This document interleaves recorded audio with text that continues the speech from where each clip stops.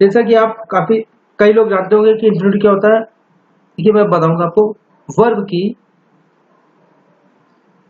First form से पहले to को लिखना ही इंफिनिटिव कहा जाता है। तो आज मैं इंफिनिटिव के सभी रूल्स के बारे में आपको पूरी जानकारी दूंगा। कॉम्पिटिटिव एग्जाम में ये रूल्स काफी महत्वपूर्ण है। तो पहले रूल में आते हैं इंफिनिटिव के। मैं आपको बताना चाहूंगा कि नो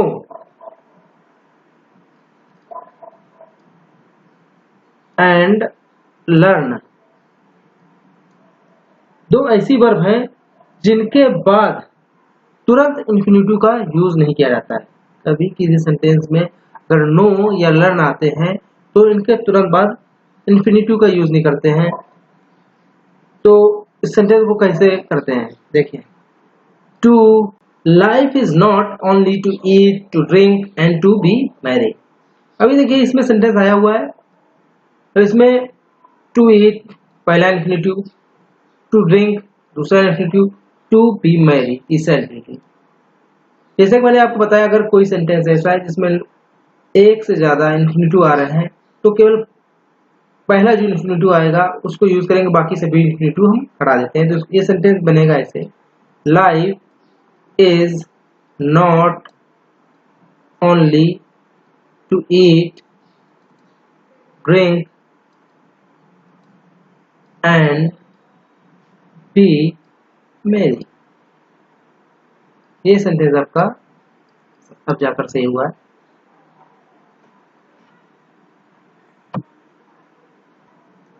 अब नेक्स्ट रूल में आगे बढ़ते हैं।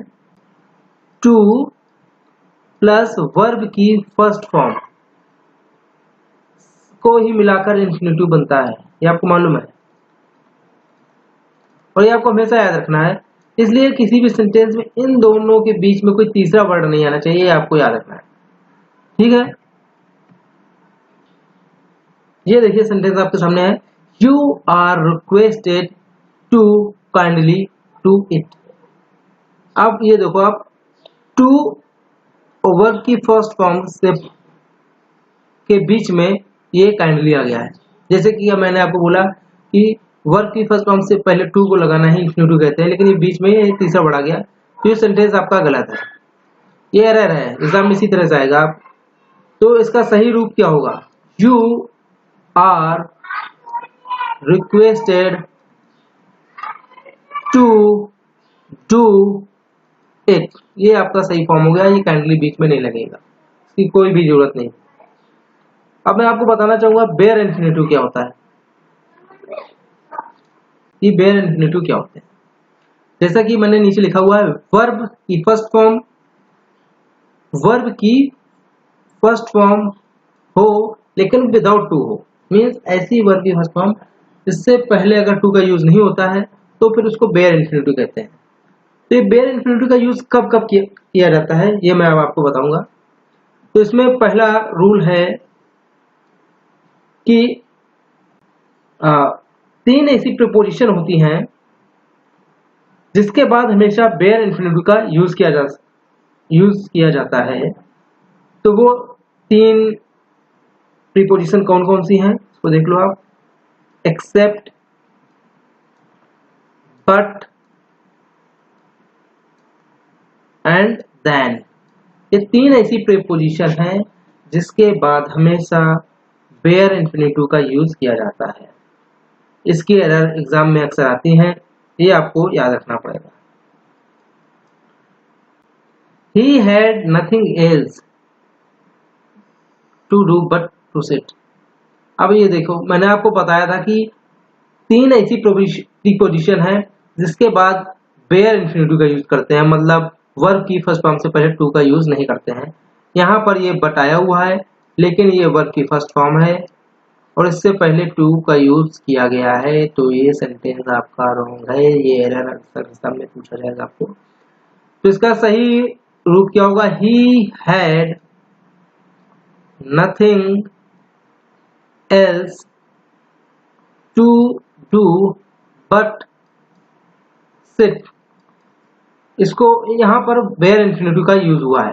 देखिए he had nothing else to do but sit, यहाँ पर सिट से पहले टू नहीं आया है, इसलिए यहाँ पर ये बेयर इन्फिनिटिव है, ये आपको याद रखना पड़ेगा। बेयर इन्फिनिटिव में अब मैं आपको दूसरा एग्जांपल देके दिखा रहा हूँ। You had better to read rather than to right.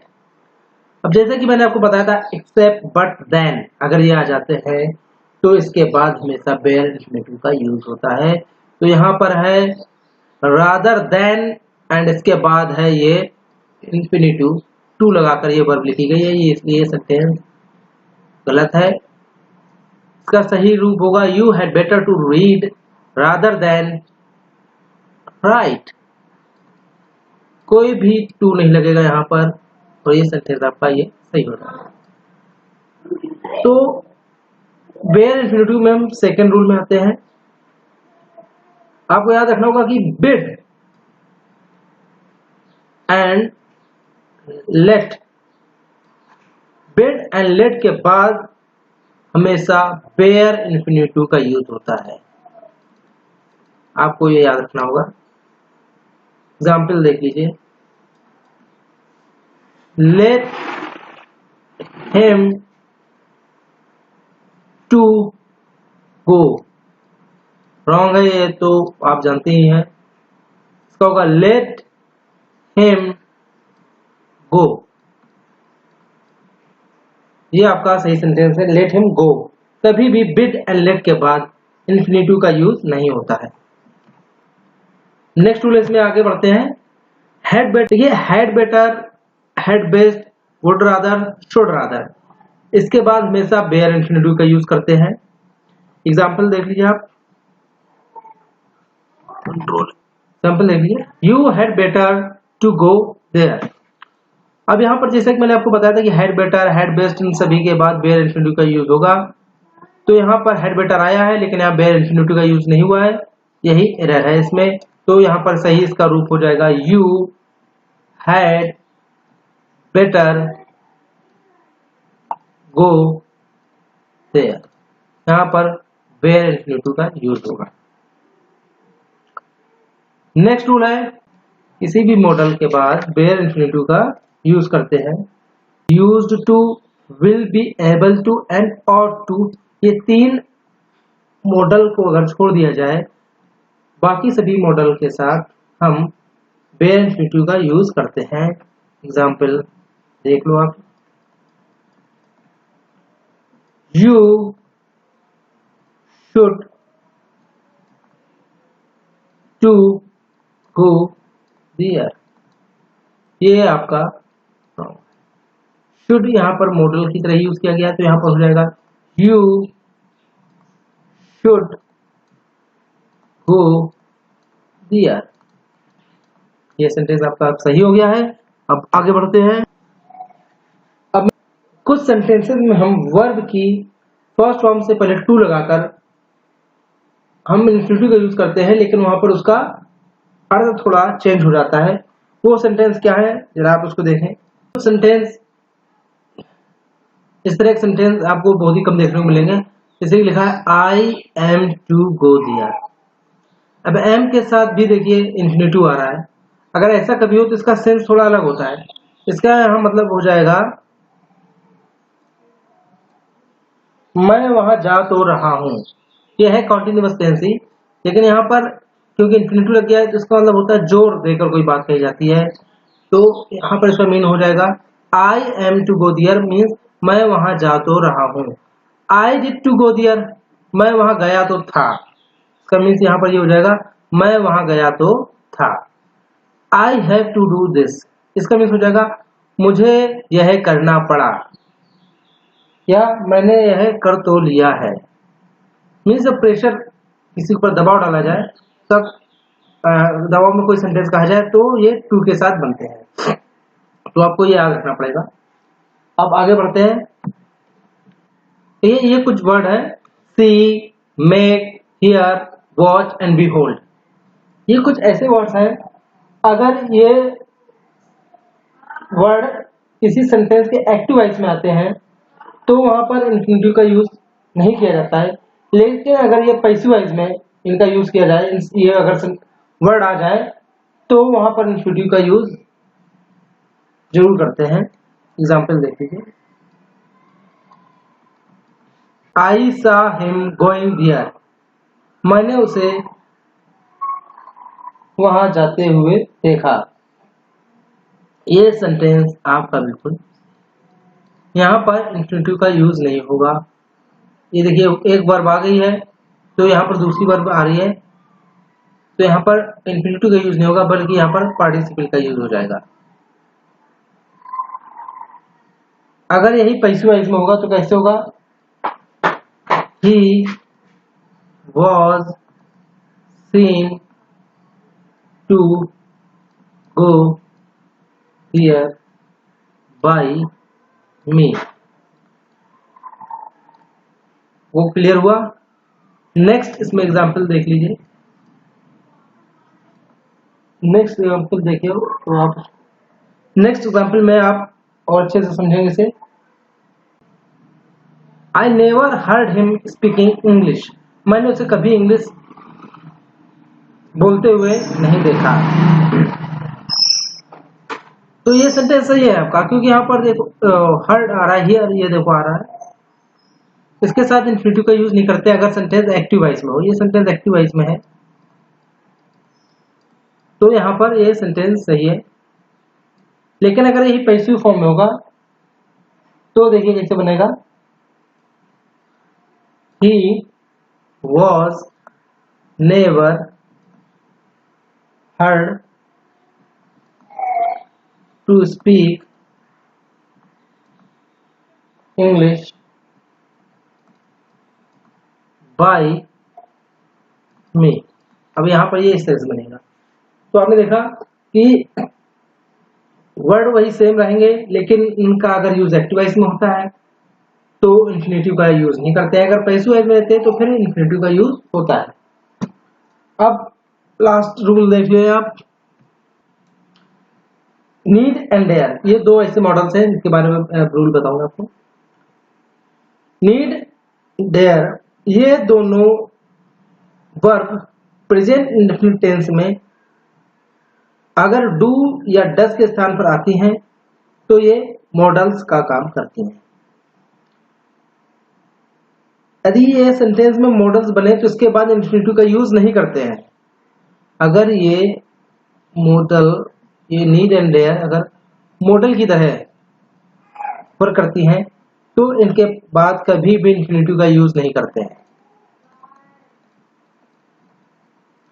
लेकिन अगर ये मेन वर्ब करें, अगर ये मेन वर्ब की तरह यूज होती है वर्ब दोनों, तो इसके बाद इन्फिनेटिव का यूज होगा।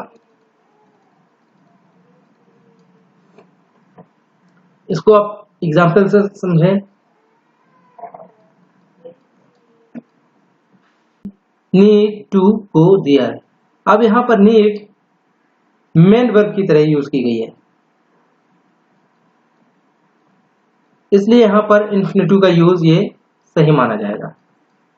ही dares to tell him to his face, अब यहां पर भी ये डेयर का यूज मेन वर्ब की तरह हुआ है तो यहां पर इसके बाद ये इन्फिनेटिव का यूज किया गया है, इसलिए ये सेंटेंस भी यहां पर सही है आपका। अभी देखिए यहां पर आ गया I need not to go there, अब यहां पर ये नीड जो है डू या डस की जगह पर आ रहा है, मीन्स यहाँ पर ये मोडाल की तरह यूज हो रहा है, इसलिए यहाँ पर ये इन्फिनेटिव का यूज नहीं होगा। ये सेंटेंस यहाँ पर गलत है, यहाँ पर हो जाएगा इसकी जगह पर I need not go there, means यहाँ पर इन्फिनेटिव का यूज नहीं होगा। सेकेंड एग्जाम्पल है इसमें, देखिए नीड आई गो देयर, यहाँ पर भी ये डू या डस की जगह पर आ रहा है, इंट्रोगेटिव सेंटेंस बन रहा है यहाँ पर, तो यहाँ पर एक मॉडल की तरह यूज किया गया है ये नीड, इसलिए ये सेंटेंस यहाँ पर ये बिल्कुल ही सही है। यहाँ पर need I go, need I to go, ये का यहाँ पर यूज नहीं होगा, बल्कि यहाँ पर होगा नीड आई गो दिया। मेरे ख्याल से आपको ये इन्फिनिटिव के मैंने सारे रूल्स इसमें शामिल किए हैं। कोई भी रूल अगर छूट गया हो या आपको कोई डाउट हो इन्फिनिटिव के बारे में तो आप मुझे कमेंट कर सकते हैं। मैं अपनी तरफ से पूरी कोशिश करूंगा कि आपके उस डाउट को दूर किया जाए। आप मेरी वीडियोस को लगातार देखते रहें, जिससे आपको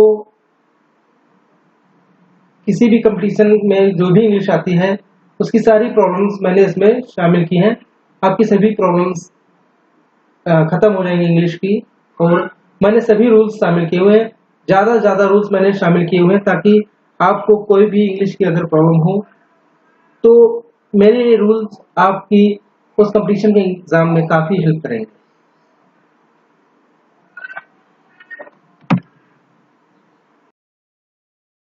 सेंटेंस है, मैंने आपको बताया कि नो और लर्न दो ऐसी वर्ब्स हैं जिनके तुरंत बाद इन्फिनिटिव का यूज नहीं होता है, लेकिन यहाँ पर नो आया हुआ है, इसके तुरंत बाद यहाँ पर टू लगा दिया गया है। ये सेंटेंस आपका रॉन्ग है। तो फिर करते कैसे हैं, देखिए, do you know how to swim. अब ये सेंटेंस आपका सही हो गया।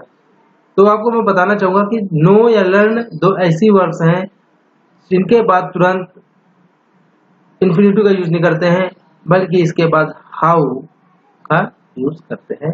इसके बाद इन्फिनिटिव हम लगाते हैं। देखिए, do you learn how to read and write. यहाँ पर लर्न आ गया है, लर्न के बाद तुरंत इन्फिनिटिव का यूज यहाँ पर नहीं होगा, इससे पहले हाउ का यूज होगा। इसके बाद हम इन्फिनिटिव का यूज करते हैं। नेक्स्ट इसमें रूल देख लीजिए, अगर एक से ज्यादा इन्फिनिटिव लगातार किसी सेंटेंस में आ जाते हैं तो पहला इन्फिनिटिव लगाना चाहिए, बाकी सभी इन्फिनिटिव्स को हटा देते हैं। ऐसा नहीं कि लगातार टू हम लोग लगाते जाएंगे। एग्जाम्पल देख लीजिए,